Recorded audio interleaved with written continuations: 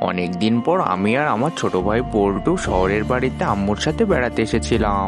নতুন বাড়িতে এসে আমি আর বল্টু অনেক আনন্দ করছিলাম, কিন্তু রাতে ঘুমানোর জন্য আমাদের রুমে কোনো খাট ছিল না। তাই আম্মু বাজার থেকে আমাদের দুই ভাইয়ের জন্য দুইটা খাট কিনে আনলেন।